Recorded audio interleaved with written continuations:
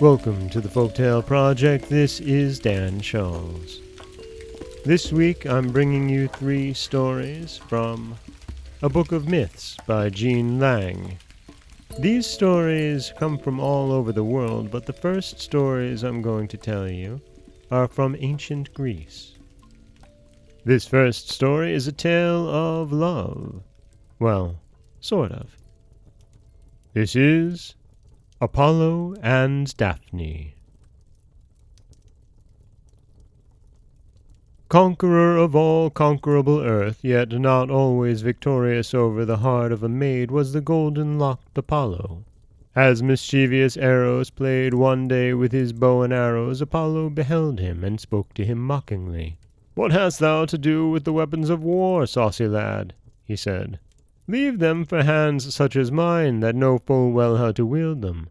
Content thyself with thy torch, and kindle flames if thou canst, but such bolts as thy white young arms can drive will surely not bring scathe to God nor to man." Then did the son of Aphrodite answer, and as he made answer he laughed aloud in glee.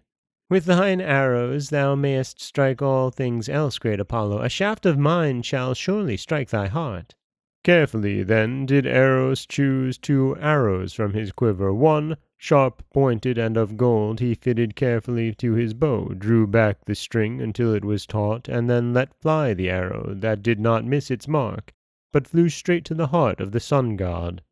With the other arrow, blunt and tipped with lead, he smote the beautiful Daphne, daughter of Peneus, the river-god. And then, full joyously did the boy-god laugh, for his roguish heart knew well that to him who was struck by the golden shaft must come the last pangs that have proved many a man's and many a god's undoing, while that leaden-tipped arrow meant to whomsoever it struck a hatred of love and an immunity from all the heart weaknesses that love can bring.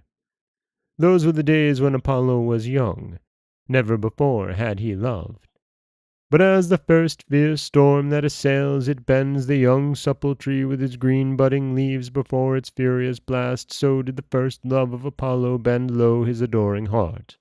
All day has he held the golden reins of his chariot, until evening, when its fiery wheels were cooled in the waters of the western seas, he thought of Daphne. All night he dreamed of her. But never did there come to Daphne a time when she loved love for love's sake. Never did she look with gentle eye on the golden-haired god, whose face was as the face of all the exquisite things that the sunlight shows remembered in a dream. Her only passion was a passion for the chase. One of Diana's nymphs was she, cold and pure and white in soul as the virgin goddess herself. There came a day when Apollo could no longer put curbing hands on his fierce longing.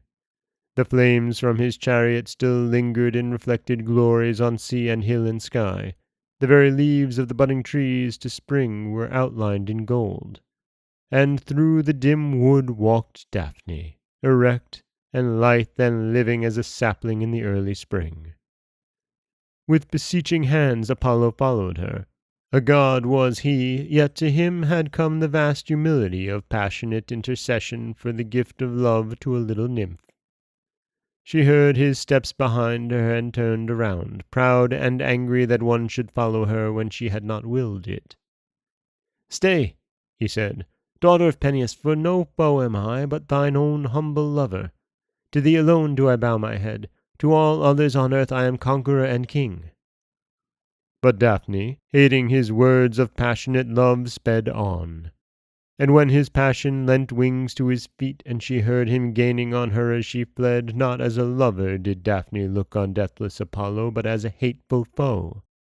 More swiftly than she had ever run beside her mistress Diana, leaving the flying winds behind her as she sped, ran Daphne now. But ever did Apollo gain upon her, and almost had he grasped her when she reached the green banks of the river of which her father Peneus was god. "Help me, Peneus!" she cried. "Save me, O my father, from him whose love I fear." As she spoke, the arms of Apollo seized her, yet, even as his arms met around her waist, lissome and slight as a young willow, Daphne the nymph was Daphne the nymph no longer. Her fragrant hair, her soft white arms, her tender body all changed as the sun-god touched them. Her feet, took root in the soft, damp earth by the river. Her arms sprouted into woody branches and green leaves. Her face vanished, and the bark of a big tree enclosed her snow-white body. Yet Apollo did not take away his embrace from her who had been his first dear love. He knew that her cry to Peneus her father had been answered, yet he said, "Since thou cannot be my bride, at least thou shalt be my tree. My hair, my lyre, my quiver shall always have thee, O laurel tree of the immortals." So do we still speak of laurels won and worn by those of deathless fame. And still does the first love of Apollo crown the head of those whose gifts have fitted them to dwell with the dwellers on Olympus. I espouse thee for my tree. Be thou the prize of honor and renown, the deathless poet and the poem crown. Thou shalt the Roman festivals adorn, and after poets be by victors worn. Ovid. And that is the story of Apollo and Daphne. As I said, it's sort of a love-ish story, but I love this particular story from the Greek myths, coming hot on the heels of the Olympics, where we do, as always, speak of laurels won and worn by those of deathless flame.